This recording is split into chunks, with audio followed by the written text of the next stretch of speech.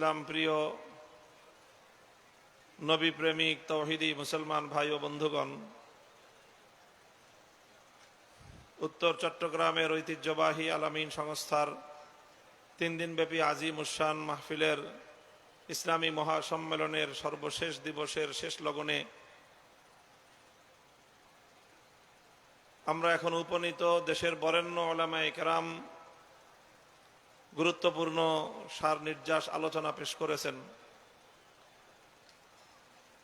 এখন আর নাতি দীর্ঘ আলোচনা করার প্রয়োজন নেই। আমি আপনাদের সামনে আপনাদের একজন দ্বীনী ভাই, গায়রাতে ঈমানিয়া থেকে এবং আমাদের আকাবির এবং আসলাফ পূর্বসূরীদের কর্মধারা, তাদের মানহাজ, তাদের মাসলাক, এই জাতীয় বিষয়গুলো নিয়ে আমাদের বর্তমান প্রজন্মের জন্য কিছু রাহনুমাই, কিছু দিক নির্দেশনা নিয়ে পর্যালোচনা করব। নিজের পক্ষ থেকে কোনো কথা বলার ইচ্ছা আমি রাখি না।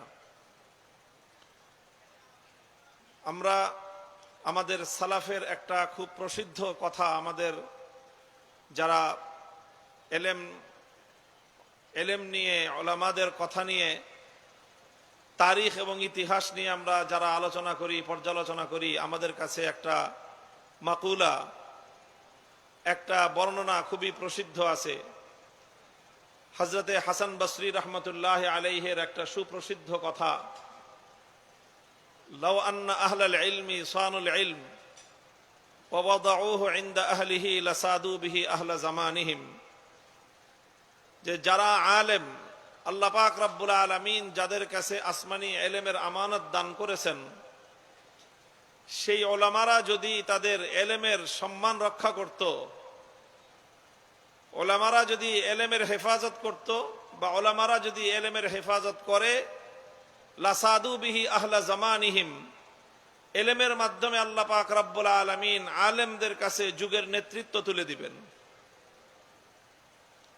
ওয়ালাকিন বাযালুহু লিআহলিদ দুনিয়া লিয়ানালু মিন দুনিয়াহুম ফাহানু আলাইহিম, কিন্তু যুগে যুগে দুর্ভাগ্যজনকভাবে যারা ইলমের দিকে মানসুব, মুনতাসিবিনা ইলাল ইলম, যাদেরকে আলেম বলা হয়, আলেম হিসাবে সমাজে যারা পরিচিত, সেই আলেম শ্রেণীর মধ্য থেকে কিছু মানুষ এমন তৈরি হয়েছে, তারা ইলমটাকে দুনিয়াদারদের কাছে বিক্রি করে দিয়েছে দুনিয়া হাসিল করার জন্য,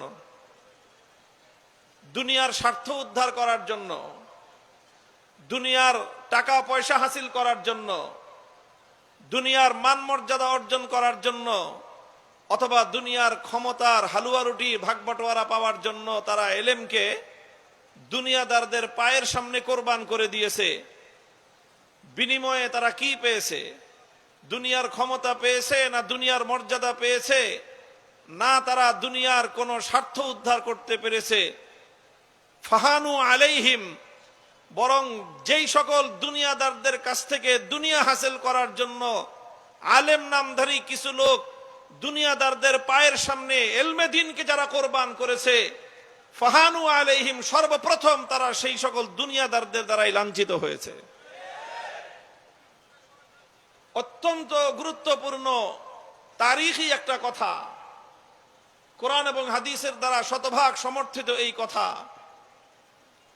হাদিসের মধ্যে রাসূল আকরাম সাল্লাল্লাহু আলাইহি ওয়াসাল্লাম উম্মতকে সতর্ক করেছেন যে তোমাদের মধ্যে একদল আলেম এমন হবে, তারা বলবে যে আমরা নাআতিল উমারা, যে আমরা দুনিয়ার ক্ষমতাবানদের কাছে যাব। কেন? যে দুনিয়ার ক্ষমতাবানদের কাছ থেকে, ক্ষমতাসীনদের কাছ থেকে কিছু দুনিয়ার ভাগবটোয়ারা, কিছু টাকা পয়সা, কিছু ক্ষমতা যদি আমরা তাদের কাছ থেকে নিয়ে নিতে পারি, ওয়া না'তাজিলু বিদীনিনা, আমাদের দ্বীন আমরা তাদের কাছ থেকে রক্ষা করব, শুধু তাদের কাছে যাব, দুনিয়ার পোটলাটা নিয়েই আমরা সেখান থেকে চলে আসব। কথা বুঝতেছেন আপনারা আমার?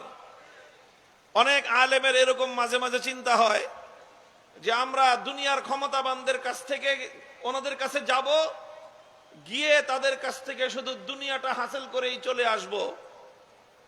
আল্লাহর পয়গম্বর মুহাম্মদ আরবি সাল্লাল্লাহু আলাইহি ওয়াসাল্লাম বলেছেন, লা ইয়াকুনু যালিক কামা লা ইউজতানা মিনাল কাতাদি ইল্লা শাউক। মনে রেখো, মান্দার কাছে যাবা, কাঁটাদার বৃক্ষের কাছে যাবা, আর মনে করবা সেখান থেকে শুধুমাত্র ফুলটা হাসিল করে ফুল পেরে নিয়ে দৌড়ে চলে আসবা, সেই কাঁটাওয়ালা গাছের কাঁটা তোমার গায়ে বিদ্ধ হবে না। এই কথা মনে করে যারা কাঁটাদার বৃক্ষের কাছে শুধুমাত্র ফুল অর্জন করতে যাও, তোমরা বোকার স্বর্গে বসবাস করো।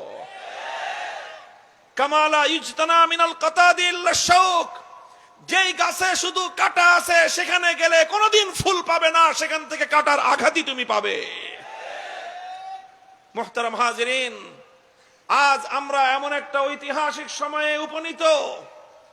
এই সময়ে বিশেষ করে এই বাংলাদেশের সরজমিন, এই বাংলা আমাদের অতীত ঐতিহ্যের বাংলাদেশ, শত শত বছর ধরে যে বাংলার মাটিকে আমাদের পূর্বসূরীরা প্রথমে নিজের মাথার ঘাম পায়ে ফেলে মাথার ঘাম দিয়ে মাটিকে সিক্ত করেছেন, তারপর রাতের অন্ধকারে মাটিতে চোখের অশ্রু দিয়ে মাটিকে সঞ্জীবিত করেছেন, এরপরে মাটিতে বুকের রক্ত ঢেলে দিয়ে মাটিকে উজ্জীবিত করেছেন। সেই মাটির সর্বশেষ আশ্রয় এবং ভরসার স্থল এই জাতির আলেম সমাজ। হে জাতির আলেম সমাজ, বিশেষ করে বাংলার প্রাচীনতম দ্বীনি ইদারা উম্মুল মাদারিস হাটহাজারী মাদ্রাসা এবং এই হাটহাজারী জনপদ এবং এর সাথে সংশ্লিষ্ট বাংলার আলেম সমাজকে, তালেবে ইলমদেরকে আমি স্মরণ করায় দিতে চাই। তোমাদেরকে নিকট অতীতের ইতিহাস স্মরণ করিয়ে দিয়ে বলতে চাই, যদি তোমরা ভুল করো, ভুল করবে বাংলাদেশ। তোমরা যদি অটল অবিচল থাকতে না পারো, ধ্বংস হবে বাংলাদেশ। তোমরা যদি অবিচল এবং অটল থাকতে পারো, রক্ষা পাবে বাংলাদেশ। আমার এই কথাটা কারো কাছে অতিরঞ্জিত বলে মনে হতে পারে। কেউ মনে করতে পারে আমি একজন তালিবুল ইলম হিসেবে আমি আলেমদের সম্মানকে অতিরঞ্জিত করে বলছি। আল্লাহর কসম খেয়ে বলি, আমি আমার এই জীবদ্দশায় বাংলাদেশের ইতিহাস যতটুকু আমি দেখেছি, যতটুকু আমি ইতিহাসের পাতা থেকে পড়েছি, আমি দেখেছি বারবার এ বাংলার ক্রান্তিকালে আলেম সমাজ তারা এই বাংলাদেশের এই জমিনের স্বাধীনতা, এই জাতির স্বকীয়তা রক্ষার জন্য দুর্বেদ্য প্রাচীরের মতো দাঁড়িয়ে গেছে। তারা হলো আলেম সমাজ। দেখো, 2013 সালের ইতিহাস পর্যালোচনা করো। 2013 সাল খুব বেশি দিন আগের কথা নয়, মাত্র এক যুগ আগের কথা।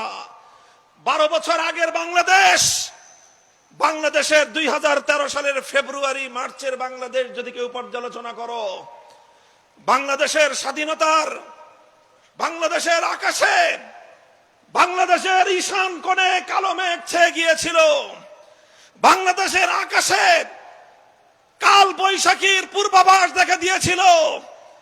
বাংলাদেশের স্বাধীনতা বিপন্ন হওয়ার পথে ছিল।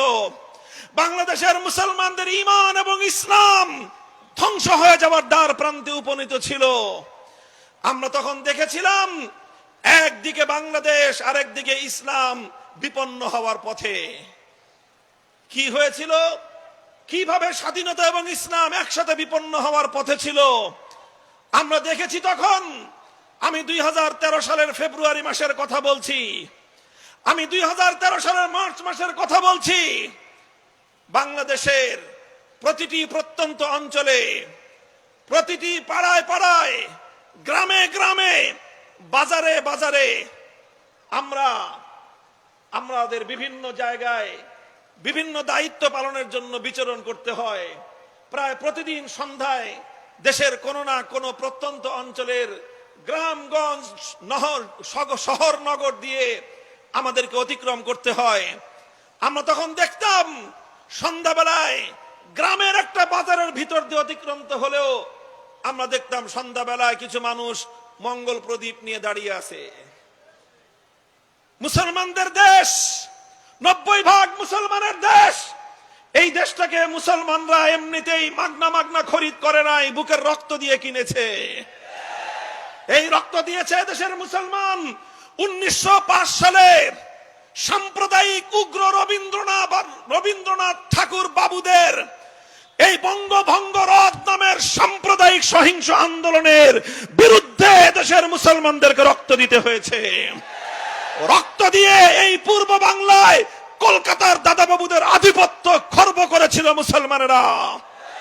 47 সালে দিল্লির গোলামীর জিঞ্জিরকে ছিন্ন করে স্বাধীন বাংলার মাটিতে মুসলমানদের আলাদা আবাস ভূমি গড়ে তুলেছিল এদেশের আলেম সমাজের নেতৃত্বে। দীর্ঘ সংগ্রাম, দীর্ঘ ইতিহাস। যেই মুসলমানরা একটি মুসলিম জাতিসত্তা গঠন করবার জন্য কখনো পূর্ববঙ্গ, কখনো পূর্ব পাকিস্তান, কখনো বাংলাদেশ নামে এই ভূখণ্ডকে কখনো মাথার ঘাম দিয়ে, কখনো চোখের অস্ত্র দিয়ে, কখনো বুকের রক্ত দিয়ে সিঞ্চিত করেছে, সেই দেশে সন্ধ্যা হতে না হতেই বাজারে বাজারে মঙ্গল প্রদীপ জ্বলে। দেখলে মনে হয় গোটা দেশে 90% যেন হিন্দু। 90% মুসলমানদের দেশটাকে, ইসলামী তাহজিব তামাদ্দুনকে ধ্বংস করে তারা হিন্দুয়ানি কালচার বাংলার প্রত্যন্ত অঞ্চলে প্রজ্বলিত করে দিয়েছিল। বাংলাদেশের নাভি, বাংলার প্রাণ কেন্দ্র, একদিকে পিজি হাসপাতাল, একদিকে বারডেম হাসপাতাল, একদিকে জাতীয় জাদুঘর, আর একদিকে ঢাকা বিশ্ববিদ্যালয়। বাংলাদেশের ঢাকার শহরে